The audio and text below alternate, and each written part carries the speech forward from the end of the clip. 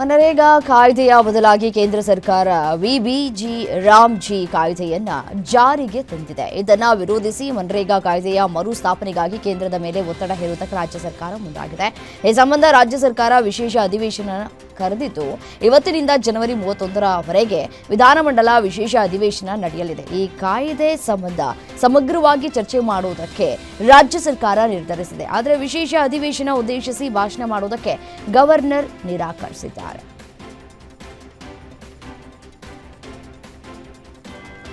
ಕರ್ನಾಟಕದಲ್ಲಿ ರಾಜ್ಯಪಾಲರು ಜಂಟಿ ಅಧಿವೇಶನ ಉದ್ದೇಶಿಸಿ ಭಾಷಣ ಮಾಡುವುದಕ್ಕೆ ನಿರಾಕರಿಸಿರುವುದು ಸಾಂವಿಧಾನಿಕ ಬಿಕ್ಕಟ್ಟು ಸೃಷ್ಟಿಯ ಮುನ್ಸೂಚನೆ ನೀಡಿದೆ. ರಾಜ್ಯಪಾಲರ ಭಾಷಣಕ್ಕೆ ಕಡಿತನ ಅಥವಾ ಕಾನೂನು ಸಮರನ ನೋಡಬೇಕಿದೆ.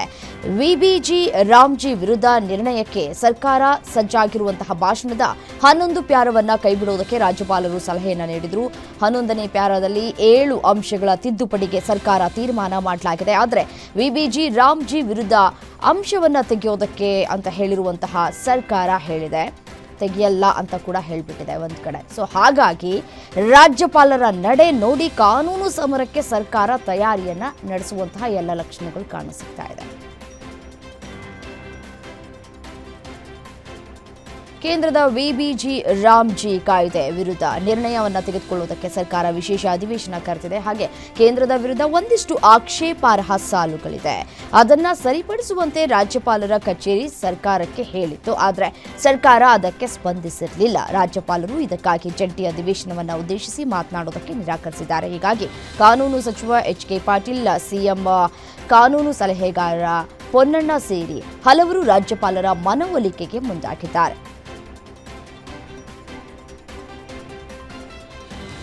ರಾಜ್ಯಪಾಲರು ಅಧಿವೇಶನದ ಭಾಷಣ ಅದು ಅವರ ಹಕ್ಕು, ಇವರು ಬರೆದಿದ್ದನ್ನೆಲ್ಲ ಓದಬೇಕು ಅಂತ ಎಲ್ಲೂ ಬರ್ತಿಲ್ಲ ಅಂತ ವಿಪಕ್ಷ ನಾಯಕ ಆರ್ ಅಶೋಕ್ ಹೇಳಿಕೆಯನ್ನು ನೀಡಿದರು. ಬೆಂಗಳೂರಿನಲ್ಲಿ ಮಾತನಾಡಿದ ಅವರು, ರಾಜ್ಯಪಾಲರು ವಿವೇಚನೆಗೆ ತಕ್ಕಂತೆ ಭಾಷಣ ಮಾಡೋದಕ್ಕೆ ಬಿಡಬೇಕು.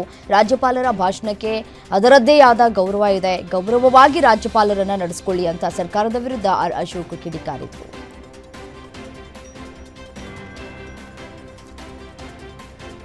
ಶಿಡ್ಲಘಟ್ಟ ಪೌರಾಯುಕ್ತೆಗೆ ಬೆದರಿಕೆ ಹಾಕಿದ ಪ್ರಕರಣಕ್ಕೆ ಸಂಬಂಧಪಟ್ಟಂತೆ ಕಾಂಗ್ರೆಸ್ ನಾಯಕ ರಾಜೀವ್ ಗೌಡ ತಲೆಮರೆಸಿಕೊಂಡಿದ್ದು ವಿಪಕ್ಷಗಳಿಗೆ ಅಸ್ತ್ರವಾಗಿದೆ. ಇದು ಆಡಳಿತಾರೂಢ ಕಾಂಗ್ರೆಸ್ಗೆ ಮುಜುಗರವಾಗಿದೆ.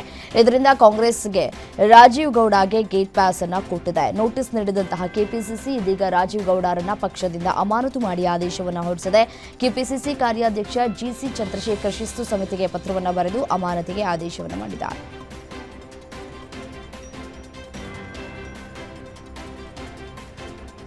ಉಡುಪಿ ಜಿಲ್ಲೆಯ ಕುಂದಾಪುರ ತಾಲೂಕಿನ ಸಿದ್ದಾಪುರ ಏತ ನೀರಾವರಿ ಯೋಜನೆಯ ಕಾಮಗಾರಿಯನ್ನು ತಾತ್ಕಾಲಿಕವಾಗಿ ಸ್ಥಗಿತಗೊಳಿಸಲಾಗಿದೆ. ಇದು ರೈತ ವಿರೋಧಿ ಕ್ರಮವೆಂದು ಆರೋಪಿಸಿ ಉಡುಪಿ ಜಿಲ್ಲಾ ರೈತ ಸಂಘ ಸೇರಿದಂತೆ ವಿವಿಧ ರೈತ ಸಂಘಟನೆಗಳು ಸಿದ್ದಾಪುರದಲ್ಲಿ ಪ್ರತಿಭಟನೆ ನಡೆಸಿದ್ವು. ಖಾಸಗಿ ಕಂಪನಿಗಾಗಿ ಏತ ನೀರಾವರಿ ಯೋಜನೆ ಸ್ಥಗಿತಗೊಳಿಸಲಾಗಿದೆ ಅಂತ ರೈತರು ಕಿಡಿಕಾರಿದರು. ವಿಜಯಲಕ್ಷ್ಮಿ ದರ್ಶನ್ ಅವರಿಗೆ ಅಶ್ಲೀಲ ಸಂದೇಶಗಳನ್ನು ಕಳುಹಿಸಿದ ಪ್ರಕರಣಕ್ಕೆ ಸಂಬಂಧಪಟ್ಟಂತೆ ಪೊಲೀಸರು 8 ಮಂದಿಯನ್ನು ಬಂಧಿಸಿದ್ದು ಚಾರ್ಜ್ ಶೀಟ್ ಸಲ್ಲಿಕೆಗೆ ಸಜ್ಜಾಗ್ತಾ ಇದ್ದಾರೆ. ವಿಜಯಲಕ್ಷ್ಮಿ ಅವರು ಡಿಸೆಂಬರ್ ತಿಂಗಳಲ್ಲಿ ತಮ್ಮ ಬಗ್ಗೆ ಅಶ್ಲೀಲ ಕಮೆಂಟ್ಗಳನ್ನು ಮಾಡ್ತಾ ಇರುವಂತಹ ಅಶ್ಲೀಲ ಸಂದೇಶಗಳ ಕುರಿತು ಪೊಲೀಸರಿಗೆ ದೂರನ್ನು ನೀಡಿದರು. ಇದೀಗ ಈ ಪ್ರಕರಣಕ್ಕೆ ಸಂಬಂಧಪಟ್ಟಂತೆ ಇಲ್ಲಿಯವರೆಗೆ ಒಟ್ಟು 8 ಮಂದಿಯನ್ನು ಪೊಲೀಸರು ಬಂಧಿಸಿದ್ದಾರೆ.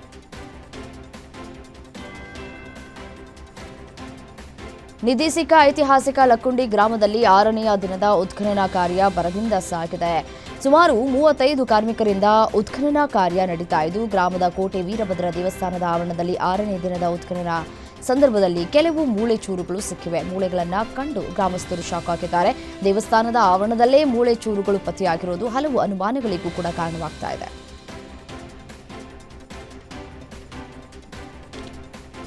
ಬೆಂಗಳೂರಿನಲ್ಲಿ ಅನ್ಯ ರಾಜ್ಯದಿಂದ ಬಂದು ನಮ್ಮ ಕನ್ನಡಿಗರ ಮೇಲೆ ಹಿಂದಿ ವಾಲಾಗಳು ದಬ್ಬಾಳಿಕೆಯನ್ನು ಮಾಡ್ತಾ ಇದ್ದಾರೆ. ಕನ್ನಡ ನಾಡಿನಲ್ಲಿ ಹಿಂದಿ ಬಿಟ್ಟರೆ ಕನ್ನಡ ಭಾಷೆ ಮಾತನಾಡುವುದಿಲ್ಲ ಅಂತ ಬಿಹಾರದ ಸೆಕ್ಯೂರಿಟಿ ಕಿರಿಕ್ ಮಾಡಿದ್ದಾನೆ. ಕನ್ನಡ ಮಾತಾಡಿ ಅಂತ ಹೇಳಿದ್ದಕ್ಕೆ ಹಲ್ಲೆಗೆ ಯತ್ನಿಸಿದ್ದಾನೆ. ನನ್ನ ಜೀವ ಇರೋವರೆಗೂ ಕನ್ನಡ ಮಾತನಾಡುವುದಿಲ್ಲ ಅಂತ ದಬ್ಬಾಳಿಕೆ ಮಾಡಿದ್ದಾನೆ. ಇನ್ನು ಹಿಂದಿ ವಾಲಾನ ದಬ್ಬಾಳಿಕೆಗೆ ಕನ್ನಡ ಪರ ಹೋರಾಟಗಾರರು ತೀವ್ರ ಆಕ್ರೋಶವನ್ನು ವ್ಯಕ್ತಪಡಿಸಿದ್ದಾರೆ.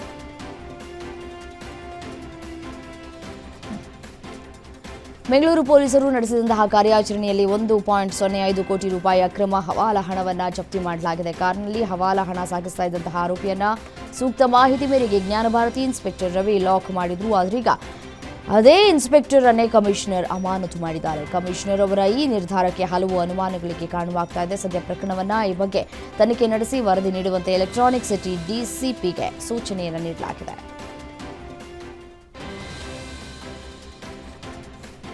ಚಿತ್ರದುರ್ಗದ ಭೀಮಸಮುದ್ರ ಗ್ರಾಮಕ್ಕೆ ಮೈನ್ಸ್ ಲಾರಿಗಳಿಂದ ಕಂಟಕ ಶುರುವಾಗಿದೆ. ನಿರಂತರವಾಗಿ ಸಂಚರಿಸುವ ಮೈನ್ಸ್ ಲಾರಿಗಳಿಂದ ಗ್ರಾಮದಲ್ಲಿ ಭಾರೀ ಪ್ರಮಾಣದ ಧೂಳು ಏಳ್ತಾ ಇದ್ದು ರಸ್ತೆ ಬದಿಯ ನಿವಾಸಿಗಳು ಮತ್ತು ವ್ಯಾಪಾರಿಗಳಿಗೆ ಸಾಕಷ್ಟು ಸಮಸ್ಯೆ ಆಗ್ತಾ ಇದೆ. ಸಮಸ್ಯೆ ಹಿನ್ನೆಲೆ ಭೀಮಸಮುದ್ರ ಗ್ರಾಮಸ್ಥರು ಆಕ್ರೋಶಗೊಂಡು 200ಕ್ಕೂ ಹೆಚ್ಚು ಮೈನ್ಸ್ ಲಾರಿ ತಡೆದು ಪ್ರತಿಭಟನೆ ನಡೆಸಿದ್ದಾರೆ. ಜನರ ಆರೋಗ್ಯ ಉಳಿಸಿ ಇಲ್ಲ ದಯಾಮರಣವನ್ನ ನೀಡಿ ಅಂತ ಹೇಳಿ ಪ್ರತಿಭಟನಾಕಾರರು ಆಗ್ರಹಿಸಿದ್ದಾರೆ.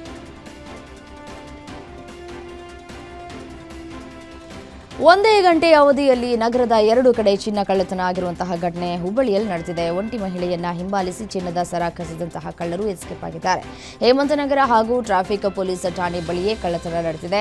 2 ಪ್ರತ್ಯೇಕ ಪ್ರಕರಣ ದಾಖಲಿಸಿಕೊಂಡಂತಹ ಪೊಲೀಸರು ತನಿಖೆಯನ್ನು ಕೈಗೊಂಡಿದ್ದಾರೆ.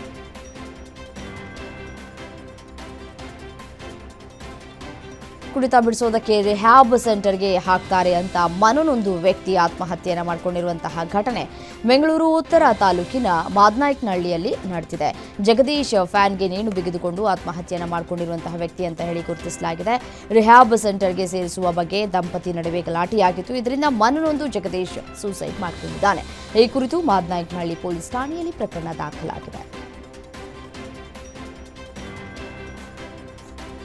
ಬೈಕ್ಗೆ ಲಾರಿ ಡಿಕ್ಕಿಯಾಗಿ ವ್ಯಕ್ತಿ ಸ್ಥಳದಲ್ಲೇ ಮೃತಪಟ್ಟಿರುವಂತಹ ಘಟನೆ ಹಾವೇರಿಯ ಹಾನಗಲ್ ತಾಲೂಕಿನ ನಾಲ್ಕರ್ ಕ್ರಾಸ್ ಬಳಿ ನಡೆದಿದೆ. ನಟರಾಜ್ ದಳವಾಯಿ ಮೃತ ದುರ್ದೈವಿ ಅಂತ ಗುರುತಿಸಲಾಗಿದೆ. ಹಾನಗಲ್ನಿಂದ ಹೊಂಕಣ ಗ್ರಾಮಕ್ಕೆ ತೆರಳುವಾಗ ಅವಘಡ ಸಂಭವಿಸಿದೆ. ಘಟನೆಗೆ ಸಂಬಂಧಪಟ್ಟಂತೆ ಅಡೂರು ಪೊಲೀಸ್ ಠಾಣೆಯಲ್ಲಿ ಪ್ರಕರಣ ದಾಖಲಾಗಿದೆ.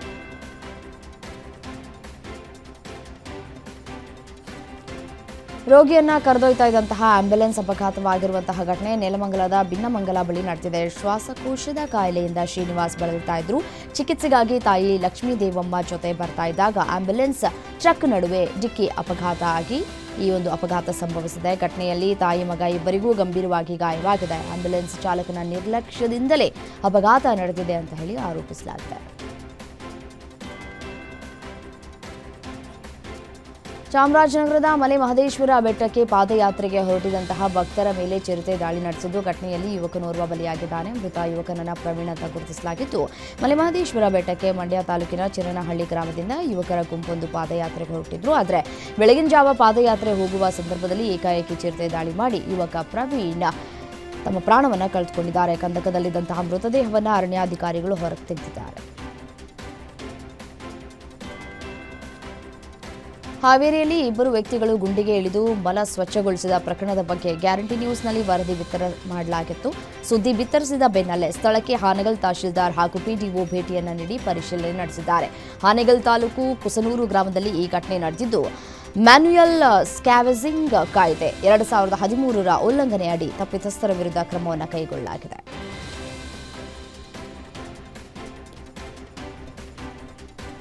ಮೈಸೂರು ರೇಷ್ಮೆ ಸೀರೆಗಳಿಗೆ ಡಿಮ್ಯಾಂಡ್ ಹೆಚ್ಚಾಗ್ಬಿಟ್ಟಿದೆ. ಕೆಎಸ್ಐಸಿಯಲ್ಲಿ ಮಹಿಳೆಯರು ಅಪ್ಪಟ ರೇಷ್ಮೆ ಸಿಲ್ಕ್ ಸೀರೆಗಳ ಖರೀದಿಗೆ ದುಂಬಾಲು ಬಿದ್ದಿದ್ದಾರೆ. ತಮಗಿಷ್ಟವಾದ ಬಣ್ಣದ ಸೀರೆ ಖರೀದಿ ಮಾಡೋದಕ್ಕೆ ತಾಮುಂದು ಅಂತ ಹೊರ ಜಿಲ್ಲೆಗಳಿಂದ ಬಂದಂತಹ ಮಹಿಳಾಮಣಿಗಳು ಸೀರೆ ಖರೀದಿಗೆ ಮುಂದಾಗಿದ್ದಾರೆ. ಪ್ರತಿನಿತ್ಯ 60ರಿಂದ 70 ಸೀರೆಗಳು ಮಳಿಗೆಗೆ ಬರೋ ಕಾರಣ ಡಿಮ್ಯಾಂಡ್ಗೆ ತಕ್ಕಂತೆ ಕೆಎಸ್ಐಸಿ ಪೂರೈಕೆ ಮಾಡೋದಕ್ಕೆ ಸಾಧ್ಯವಾಗ್ತಾ ಇಲ್ಲ. ಆದರೆ ಮೈಸೂರು ರೇಷ್ಮೆ ಸೀರೆಗಳನ್ನು ಖರೀದಿಸಲೇಬೇಕು ಅಂತ ಮಹಿಳೆಯರು ಪಟ್ಟು ಹಿಡಿದಿದ್ದಾರೆ. ಜನವರಿ 26ರಂದು ದೆಹಲಿಯಲ್ಲಿ ನಡೆಯಲಿರುವಂತಹ ಗಣರಾಜ್ಯೋತ್ಸವ ಪರೇಡ್ನಲ್ಲಿ ಈ ಬಾರಿ ಕರ್ನಾಟಕದ ಸ್ತಬ್ಧ ಚಿತ್ರಗಳ ಪ್ರದರ್ಶನಕ್ಕೆ ಅವಕಾಶ ಸಿಕ್ಕಿದೆ. ಕರ್ನಾಟಕದ ಸ್ತಬ್ಧ ಚಿತ್ರ ಮಿಲೆಟ್ಸ್ ಟು ಮೈಕ್ರೋಚೇಪ್ ಪರಿಕಲ್ಪನೆಯೊಂದಿಗೆ ಮಿಂಚಲಿದೆ. ಮಿಲೆಟ್ಸ್ ಟು ಮೈಕ್ರೋಚೇಪ್ ಸ್ತಬ್ಧ ಚಿತ್ರದ ಮೂಲಕ ಕರ್ನಾಟಕದ ಬೆಳೆಗಳಾದಂತಹ ರಾಗಿ, ಜೋಳ, ನವಣೆ, ಸಜ್ಜೆ ಬೆಳೆಯ ಬಗ್ಗೆ ಈ ಟ್ಯಾಬ್ಲೋದಲ್ಲಿ ಪ್ರದರ್ಶನ ಮಾಡಲಾಗುವುದು. ಇದರ ಜೊತೆಗೆ ಕರ್ನಾಟಕದ ಮಾಹಿತಿ ತಂತ್ರಜ್ಞಾನ ಬೆಳವಣಿಗೆ ಬಗ್ಗೆಯೂ ಕೂಡ ಟ್ಯಾಬ್ಲೋದಲ್ಲಿ ಮಾಹಿತಿಯನ್ನು ನೀಡಲಾಗುವುದು.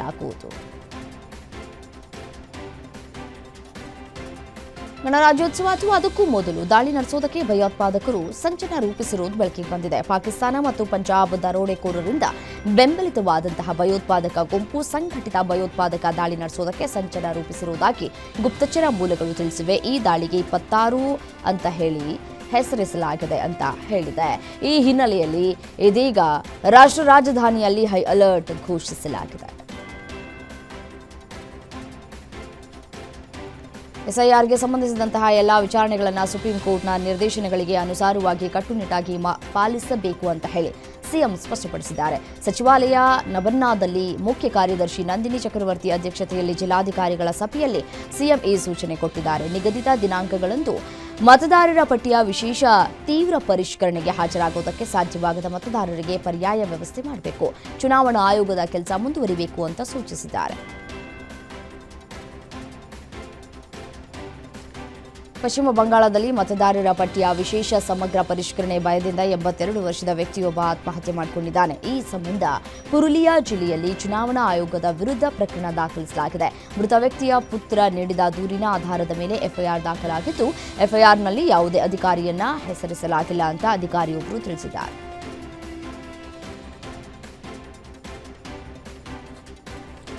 ಮಹಾರಾಷ್ಟ್ರ ರಾಜಕೀಯದಲ್ಲಿ ಹೈಡ್ರಾಮವೇ ನಡೆದಿದೆ. ಸ್ಥಳೀಯ ಸಂಸ್ಥೆಗಳ ಚುನಾವಣೆಯಲ್ಲಿ ಸಹೋದರ ಉದ್ಧವ್ ಠಾಕ್ರೆ ಜೊತೆ ಮೈತ್ರಿ ಮಾಡಿಕೊಂಡಿದ್ದ ರಾಜ್ ಠಾಕ್ರೆಯ ಮಹಾರಾಷ್ಟ್ರ ನವ ನಿರ್ಮಾಣ ಸೇನೆ ಎಂಎನ್ಎಸ್ ಈಗ ಶಿಂದೆ ಬಣದ ಶಿವಸೇನೆಗೆ ಬೆಂಬಲ ಸೂಚಿಸಿದೆ. ಕಲ್ಯಾಣ ಡೊಂಬಿವಿಲಿ ಮುನ್ಸಿಪಲ್ ಕಾರ್ಪೊರೇಷನ್ ಮೇಯರ್ ಚುನಾವಣೆಗೆ ಎಂಎನ್ಎಸ್ ಏಕನಾಥ್ ಶಿಂದೆ ನೇತೃತ್ವದ ಶಿವಸೇನೆಗೆ ಬೆಂಬಲ ನೀಡಿದೆ. ಭಾರೀ ಕುತೂಹಲ ಮೂಡಿಸಿರುವಂತಹ ತಮಿಳುನಾಡು ವಿಧಾನಸಭಾ ಚುನಾವಣೆಗೆ ಕೆಲವೇ ದಿನಗಳು ಬಾಕಿ ಇದ್ದು ರಾಜಕೀಯದಲ್ಲಿ ಮಹತ್ವದ ಬೆಳವಣಿಗೆಯೊಂದು ನಡೆದಿದೆ. ಟಿಟಿವಿ ದಿನಕರನ್ ನೇತೃತ್ವದ ಅಮ್ಮ ಮಕ್ಕಳ ಮುನ್ನೇಟ್ರ ಕಝಗಂ ಎನ್ಡಿಎ ಒಕ್ಕೂಟಕ್ಕೆ ಮರಳಿದೆ. ತಮಿಳುನಾಡಿನಲ್ಲಿ ಆಲ್ ಇಂಡಿಯಾ ಅಣ್ಣಾ ದ್ರಾವಿಡ ಮುನ್ನೇಟ್ರ ಕಝಗಂ ಎಐಎಡಿಎಂಕೆ ಮುಂದಾಳತ್ವದಲ್ಲಿ ಎನ್ಡಿಎ ಚುನಾವಣೆ ಎದುರಿಸುವುದಕ್ಕೆ ಸಿದ್ಧವಾಗಿದೆ.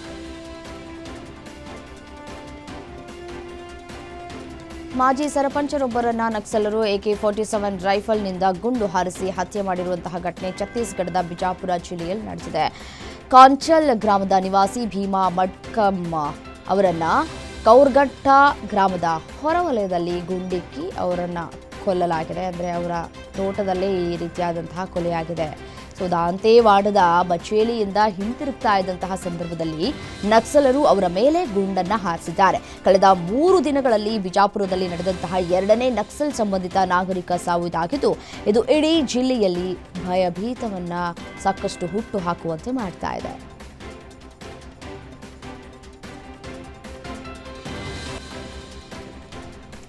ಶಬರಿಮಲೆ ಚಿನ್ನ ಕಳವು ಪ್ರಕರಣದಲ್ಲಿ ಪ್ರಮುಖ ಆರೋಪಿಯಾಗಿರುವಂತಹ ಬೆಂಗಳೂರು ಮೂಲದ ಉದ್ಯಮಿ ಉನ್ನಿ ಕೃಷ್ಣನ್ ಪೊಟ್ಟಿಗೆ ಕೇರಳದ ಕೊಲ್ಲಂನ ವಿಜಿಲೆನ್ಸ್ ನ್ಯಾಯಾಲಯ ಜಾಮೀನು ಮಂಜೂರು ಮಾಡಿತ್ತು. ದೇಗುಲದ ದ್ವಾರಪಾಲಕ ಮೂರ್ತಿಯ ಚಿನ್ನ ಕಳವು ಪ್ರಕರಣದಿಂದಾಗಿ ಜೈಲಿನಲ್ಲಿಯೇ ಇರಬೇಕಿದೆ.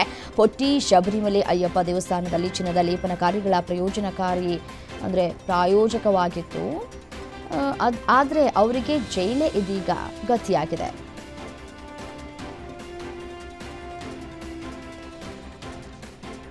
ಭಾರತೀಯ ವಾಯುಪಡೆಯ ಮೈಕ್ರೋಲೈಟ್ ವಿಮಾನವು ಉತ್ತರ ಪ್ರದೇಶದ ಪ್ರಯಾಗ್ರಾಜ್ನಲ್ಲಿ ಪತನಗೊಂಡಿದೆ. ಪ್ರಯಾಗ್ರಾಜ್ನಿಂದ ಸುಮಾರು 12 ಕಿಲೋಮೀಟರ್ ದೂರದಲ್ಲಿರುವ ಕೆಪಿ ಕಾಲೇಜು ಬಳಿ ವಿಮಾನವು ಕೆರೆಗೆ ಅಪ್ಪಳಿಸಿದೆ. ವಿಮಾನ ಪತನಗೊಳ್ತಾ ಇದ್ದಂತೆ ಸ್ಥಳೀಯರು ತಕ್ಷಣ ಸ್ಥಳಕ್ಕೆ ಹೋಗಿ ಇಬ್ಬರು ಪೈಲಟ್ಗಳನ್ನು ನೀರಿನಿಂದ ಹೊರತರುವುದಕ್ಕೆ ಸಹಾಯ ಮಾಡಿದ್ದು, ಇಬ್ಬರು ಪೈಲಟ್ಗಳು ಸುರಕ್ಷಿತವಾಗಿದ್ದಾರೆ ಅಂತ ತಿಳಿದು ಬಂದಿದೆ.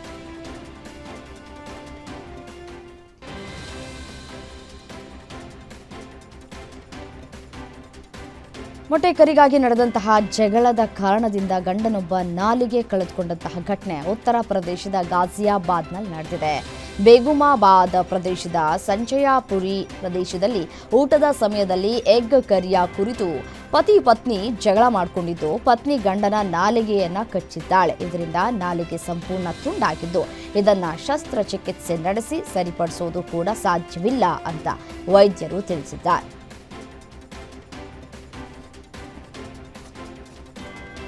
ಯುವಕನೊಬ್ಬ ನಾಯಿ ಮರಿಯ ಮೇಲೆ ಲೈಂಗಿಕ ದೌರ್ಜನ್ಯ ಎಸಗಿರುವಂತಹ ಘಟನೆ ಮಹಾರಾಷ್ಟ್ರದ ಮುಂಬೈನ ಮಲಾಡ್ ಪೂರ್ವದ ಕುರಾರ್ ಗ್ರಾಮದಲ್ಲಿ ನಡೆದಿದೆ. ನಾಯಿ ಮರಿ ಮೇಲೆ ಲೈಂಗಿಕ ದೌರ್ಜನ್ಯ ಎಸಗಿ ಅದನ್ನು ಕ್ರೂರವಾಗಿ ಹಲ್ಲೆ ಮಾಡಿದ್ದಾನೆ. ಪೊಲೀಸರು ಆ ನಾಯಿ ಮರಿಯನ್ನು ರಕ್ಷಿಸಿ ಆರೋಪಿಯನ್ನು ಬಂಧಿಸಿದ್ದಾರೆ. ಘಟನೆಯ ವಿಡಿಯೋ ಸಾಮಾಜಿಕ ಜಾಲತಾಣದಲ್ಲಿ ವೈರಲ್ ಆಗಿದ್ದು, ಎಲ್ಲೆಡೆ ತೀವ್ರ ಆಕ್ರೋಶಗಳು ವ್ಯಕ್ತವಾಗುತ್ತಿವೆ.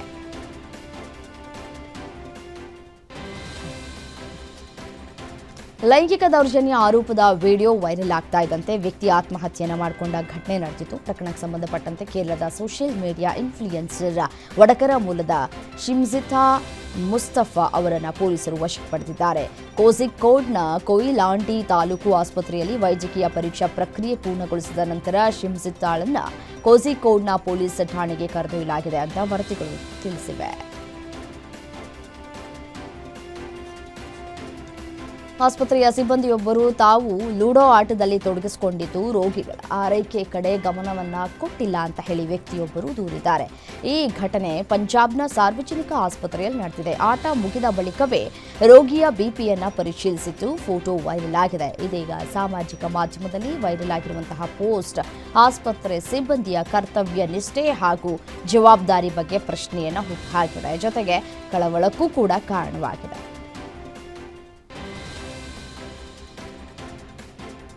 ನೋಡಿ, ಕರಾವಳಿ ಬೆಟ್ಟದಲ್ಲಿ ನಡೀತಾ ಇರುವಂತಹ ಅಕ್ರಮ ಗಣಿಗಾರಿಕೆಯಿಂದ ಪರಿಸರಕ್ಕೆ ಗಂಭೀರವಾಗಿ ಹಾನಿಯಾಗುವ ಸಾಧ್ಯತೆ ಇದೆ ಅಂತ ಸುಪ್ರೀಂ ಕೋರ್ಟ್ ಎಚ್ಚರಿಕೆ ನೀಡಿದೆ. ಈ ಹಿನ್ನೆಲೆಯಲ್ಲಿ ಅರಾವಳಿ ಪ್ರದೇಶದಲ್ಲಿ ಯಾವುದೇ ರೀತಿಯ ಅನಧಿಕೃತ ಗಣಿಗಾರಿಕೆಯನ್ನು ತಕ್ಷಣವೇ ನಿಲ್ಲಿಸುವಂತೆ ನ್ಯಾಯಾಲಯ ಆದೇಶಿಸಿದ್ದು, ಪರಿಸರ ಸಂರಕ್ಷಣೆಗೆ ಕಟ್ಟುನಿಟ್ಟಿನ ಕ್ರಮ ತೆಗೆದುಕೊಳ್ಳಬೇಕು, ಅದು ಅವಶ್ಯಕತೆ ಇದೆ ಅಂತ ತಿಳಿಸಿದೆ.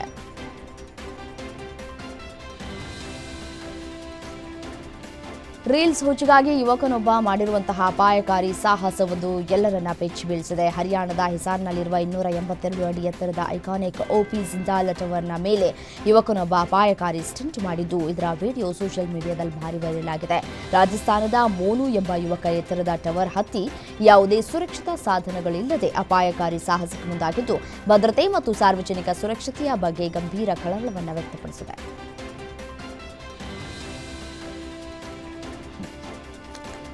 ಗ್ರೀನ್ಲ್ಯಾಂಡ್ ಕುರಿತು ತಕ್ಷಣವೇ ಡೆನ್ಮಾರ್ಕ್ ನಮ್ಮ ಜೊತೆ ಮಾತುಕತೆ ನಡೆಸಬೇಕು, ಯಾವುದೇ ಕಾರಣಕ್ಕೂ ಗ್ರೀನ್ಲ್ಯಾಂಡ್ ಕೈತಪ್ಪೋದಕ್ಕೆ ಬಿಡುವುದಿಲ್ಲ ಅಂತ ಅಮೆರಿಕದ ಅಧ್ಯಕ್ಷ ಡೊನಾಲ್ಡ್ ಟ್ರಂಪ್ ಅಬ್ಬರಿಸಿದ್ದಾರೆ.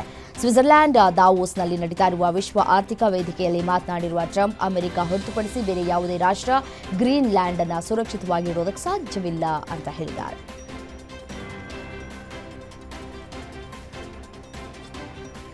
ಅಮೆರಿಕ ಅಧ್ಯಕ್ಷ ಡೊನಾಲ್ಡ್ ಟ್ರಂಪ್ ಸ್ವಿಟ್ಜರ್ಲ್ಯಾಂಡ್ನ ದಾವೋಸ್ಗೆ ತೆರಳುತ್ತಾ ಇದ್ದ ಏರ್ಫೋರ್ಸ್ 1 ವಿಮಾನದಲ್ಲಿ ತಾಂತ್ರಿಕ ದೋಷ ಕಂಡುಬಂದಿದೆ. ಟೇಕ್ ಆಫ್ ಆದ ಕೆಲವೇ ಸಮಯದಲ್ಲಿ ಸಣ್ಣ ವಿದ್ಯುತ್ ಸಮಸ್ಯೆಯಿಂದಾಗಿ ವಿಮಾನ ವಾಷಿಂಗ್ಟನ್ಗೆ ಮರಳಿದೆ.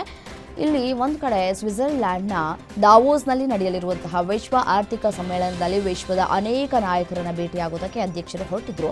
ಈ ಘಟನೆಯಿಂದ ಟ್ರಂಪ್ ಬೇರೆ ವಿಮಾನದಲ್ಲಿ ಪ್ರಯಾಣವನ್ನು ಮುಂದುವರೆಸಿದ್ದಾರೆ.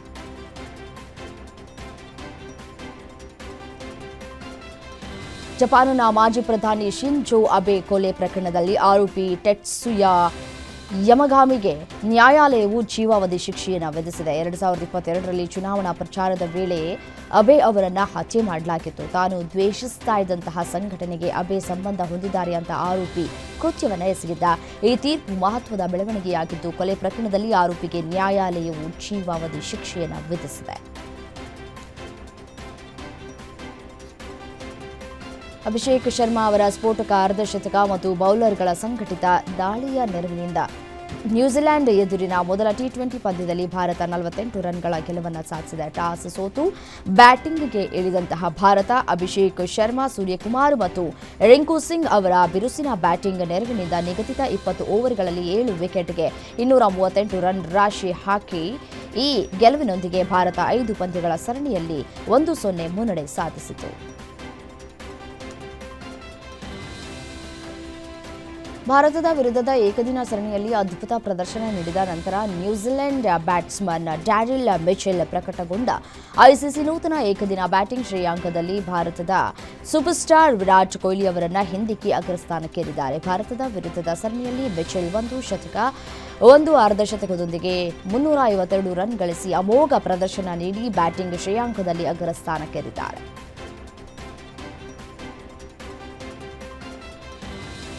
ಭಾರತದ ಸ್ಟಾರ್ ಬ್ಯಾಟ್ಸ್ಮನ್ ಕೆಎಲ್ ರಾಹುಲ್ ದೇಶೀಯ ರೆಡ್ ಬಾಲ್ ಕ್ರಿಕೆಟ್ಗೆ ಮರಳಲಿದ್ದಾರೆ. 2025-26 ರಣಜಿ ಟ್ರೋಫಿ ಋತುವಿನಲ್ಲಿ ಕರ್ನಾಟಕ ಪರ ತಮ್ಮ ಲಭ್ಯತೆಯನ್ನು ಖಚಿತಪಡಿಸಿದ್ದಾರೆ. ಬಲಗೈ ಬ್ಯಾಟ್ಸ್ಮನ್ ಜನವರಿ 29ರಂದು ಮಲ್ಲನ್ಪುರದಲ್ಲಿ ಪ್ರಾರಂಭವಾಗುವ ಪಂಜಾಬ್ ವಿರುದ್ಧ ಕರ್ನಾಟಕದ ಗ್ರೂಪ್ ಡಿ ಪಂದ್ಯದಲ್ಲಿ ಆಡಲಿದ್ದಾರೆ.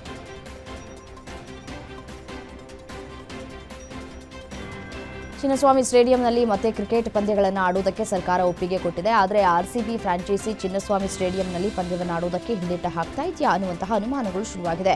ಕಳೆದ ವರ್ಷ ವಿಜಯೋತ್ಸವ ವೇಳೆ ಉಂಟಾದ ಕಾಲ್ತುಳಿತದಿಂದ 11 ಮಂದಿ ಆರ್ಸಿಬಿ ಅಭಿಮಾನಿಗಳು ಮೃತಪಟ್ಟಿದ್ದರು. ಇದಾದ ಬಳಿಕ ರಾಜ್ಯ ಗೃಹ ಇಲಾಖೆ ಷರತ್ತುಗಳೊಂದಿಗೆ ಪಂದ್ಯಗಳನ್ನು ಆಡುವುದಕ್ಕೆ ಅನುಮತಿ ನೀಡಿದೆ. ಆದರೆ ಆರ್ಸಿಬಿ ಫ್ರಾಂಚೈಸಿ ಈ ಬಗ್ಗೆ ಕೆಎಸ್ಸಿಎ ಅಧ್ಯಕ್ಷ ವೆಂಕಟೇಶ್ ಪ್ರಸಾದ್ ಅಸಮಾಧಾನವನ್ನು ಹೊರಹಾಕಿದ್ದಾರೆ.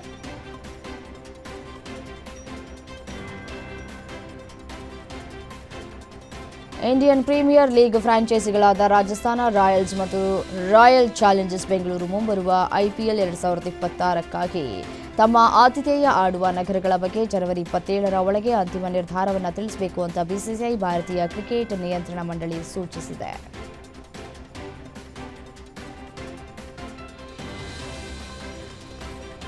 2026ರ ಇಂಡಿಯನ್ ಪ್ರೀಮಿಯರ್ ಲೀಗ್ಗೂ ಮುನ್ನ ಭಾರತೀಯ ಕ್ರಿಕೆಟ್ ನಿಯಂತ್ರಣ ಮಂಡಳಿ ಬಿಸಿಸಿಐ ಗೂಗಲ್ನ ಕೃತಕ ಬುದ್ಧಿಮತ್ತೆ ವೇದಿಕೆ ಜೆಮಿನಿ ಜೊತೆ $270 ಕೋಟಿ ಮೌಲ್ಯದ ಪ್ರಮುಖ ಪ್ರಾಯೋಜಕತ್ವ ಒಪ್ಪಂದವನ್ನು ಮಾಡಿಕೊಂಡಿದ್ದು, ಜಾಗತಿಕ ತಂತ್ರಜ್ಞಾನ ದೈತ್ಯರಲ್ಲಿ ಲೀಗ್ನ ಹೆಚ್ಚುತ್ತಾ ಇರುವ ಆಕರ್ಷಣೆಯನ್ನು ತೋರಿಸ್ತಾ ಇದೆ.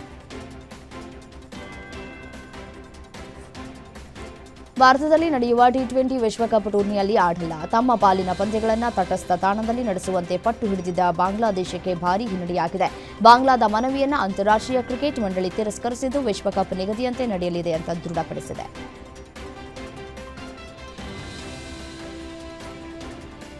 ಬಾಗಲಕೋಟೆಯ ಚಾಲುಕ್ಯ ಉತ್ಸವದಲ್ಲಿ ಶಾಸಕ ವಿಜಯಾನಂದ ಕಾಶಪ್ಪನವರ್ ಇಮ್ಮಡಿ ಪುಲಿಕೇಶಿ ಸಿನಿಮಾ ನಿರ್ಮಿಸುವುದಾಗಿ ಘೋಷಣೆ ಮಾಡಿದ್ರು.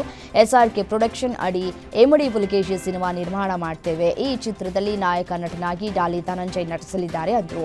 ಇದೇ ವೇಳೆ ಬಡವ ರಾಸ್ಕಲ್ ಸಿನಿಮಾದ ಟೈಟಲ್ ಹಾಡಿಗೆ ಶಾಸಕರಾದ ಭೀಮಸೇನ ಚಿಮ್ಮನಕಟ್ಟಿ, ವಿಜಯಾನಂದ ಕಾಶಪ್ಪನವರ್, ಡಾಲಿ ಧನಂಜಯ್ ಸೇರಿ ಭರ್ಜರಿ ಸ್ಟೆಪ್ಸ್ ಅನ್ನು ಹಾಕಿದ್ದಾರೆ. ಬಿಗ್ ಬಾಸ್ ಸೀಸನ್ 12ರಲ್ಲಿ ಗಿಲ್ಲಿ ನಟ ವಿನ್ ಆದರೆ ರಕ್ಷಿತಾ ಶೆಟ್ಟಿ ರನ್ನರ್ ಅಪ್ ಆದ್ರು. ಬಿಗ್ ಬಾಸ್ ಮನೆಯಲ್ಲಿ ಗಿಲ್ಲಿ ನಟ ಹಾಗೂ ರಕ್ಷಿತಾ ಜೋಡಿಗೆ ಸಖತ್ ಫಿದಾ ಆಗಿದ್ರು ವೀಕ್ಷಕರು. ಅದರಂತೆ ಈ ಜೋಡಿಯೇ ರನ್ನರ್ ಆಗಿದ್ದಾರೆ. ಇಷ್ಟೂ ದಿನ ಸಂದರ್ಶನದಲ್ಲೇ ಬ್ಯುಸಿಯಾದ ರಕ್ಷಿತಾ ಈಗ ಹುಟ್ಟೂರಿಗೆ ಹೋಗಿದ್ದಾರೆ. ಅಲ್ಲಿ ಅವರಿಗೆ ಭರ್ಜರಿ ಸ್ವಾಗತ ಸಿಕ್ಕಿದೆ. ಬಂಗುಡೆ ಮೀನು ಹಿಡಿದು ಸಂಭ್ರಮಿಸಿದ್ದಾರೆ.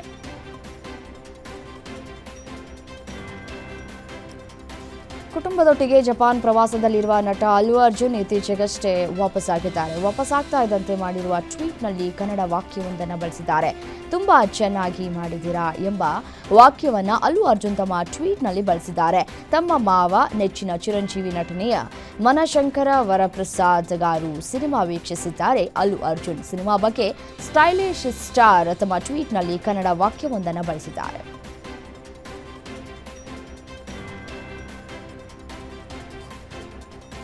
ಡಿಸೆಂಬರ್ 25ರಂದು ತೆರೆಕಂಡ ಸುದೀಪ್ ನಟನೆಯ ಮಾರ್ಕ್ ಮತ್ತು ಶಿವರಾಜ್ ಕುಮಾರ್, ರಾಜ್ ಬಿ ಶೆಟ್ಟಿ, ಉಪೇಂದ್ರ ಅಭಿನಯದ 45 ಚಿತ್ರಗಳು ಈಗ OTTಗೆ ಬರ್ತಿವೆ. ಭರ್ಜರಿ ಕಲೆಕ್ಷನ್ ಮಾಡಿದ ಮಾರ್ಕ್ 45 ಚಿತ್ರ ಇದು OTTಯಲ್ಲಿ ನಾಳೆ ರಿಲೀಸ್ ಆಗ್ತಾ ಇದೆ. ಸೊ ಒಂದೇ ದಿನ ತೆರೆಕಂಡಂತಹ ಎರಡೂ ಬಹುನಿರೀಕ್ಷಿತ ಚಿತ್ರಗಳು ಈಗ ಒಂದೇ ದಿನ OTTಯಲ್ಲಿ ಪ್ರೇಕ್ಷಕರನ್ನ ತಲುಪೋದಕ್ಕೆ ಸಿದ್ಧವಾಗಿವೆ.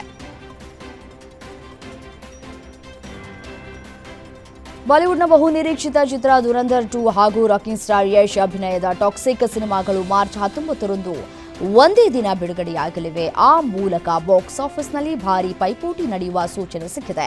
ಈ ಹಿನ್ನೆಲೆಯಲ್ಲಿ ಒಂದು ಚಿತ್ರದ ದಿನಾಂಕ ಮುಂದೂಡಲ್ಪಡಬಹುದು ಎನ್ನುವಂತಹ ವದಂತಿ ಹರಿದಾಡ್ತಾ ಇದೆ.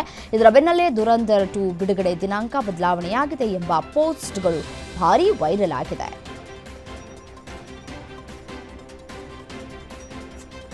ಜಿ ಕನ್ನಡ ವಾಹಿನಿಯು ಬರೀ ಧಾರಾವಾಹಿಗಳಿಂದ ಮಾತ್ರವಲ್ಲದೆ ರಿಯಾಲಿಟಿ ಶೋಗಳು, ವರ್ಲ್ಡ್ ಟೆಲಿವಿಷನ್ ಪ್ರೀಮಿಯರ್ಗಳಿಂದ ಪ್ರೇಕ್ಷಕರ ಮನಗೆದ್ದು ನಂಬರ್ 1 ಪಟ್ಟದಲ್ಲಿದೆ. ಅಷ್ಟೇ ಅಲ್ಲದೆ ಈಗ ಜಿ ಕನ್ನಡ ವಾಹಿನಿಯು ಪ್ರೇಕ್ಷಕರಿಗೆ ಮತ್ತೊಂದು ಗುಡ್ ನ್ಯೂಸ್ ಕೊಡೋದಕ್ಕೆ ಮುಂದಾಗಿದೆ.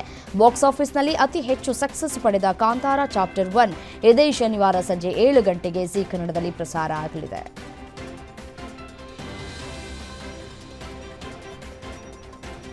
ಕನ್ನಡದ ಜನಪ್ರಿಯ ಪೋಷಕ ನಟ, ಮಾಜಿ ಬಿಗ್ ಬಾಸ್ ಕನ್ನಡ ಸ್ಪರ್ಧಿಯೂ ಆಗಿರುವಂತಹ ಉಗ್ರಂ ಮಂಜು ಅವರು ವಿವಾಹ ಆಗಲಿದ್ದು, ಇದೀಗ ಉಗ್ರಂ ಮಂಜು ಅವರ ಅರಿಶಿನ ಶಾಸ್ತ್ರ ಕಾರ್ಯಕ್ರಮ ಸರಳವಾಗಿ ನಡೆದಿದೆ. ಉಗ್ರಂ ಮಂಜು ಅವರ ಮನೆಯಲ್ಲಿಯೇ ಬಂಧುಗಳು, ಆಪ್ತರು ಮತ್ತು ಕೆಲ ಗೆಳೆಯರ ಸಮ್ಮುಖದಲ್ಲಿ ಉಗ್ರಂ ಮಂಜು ಅವರ ಅರಿಶಿನ ಶಾಸ್ತ್ರ ನಡೆದಿದೆ. ಮಂಜು ಅವರು ಅರಿಶಿನ ಹಚ್ಚಿಕೊಂಡು ಮದುಮಗ ಆಗೋದಕ್ಕೆ ರೆಡಿಯಾಗಿದ್ದಾರೆ.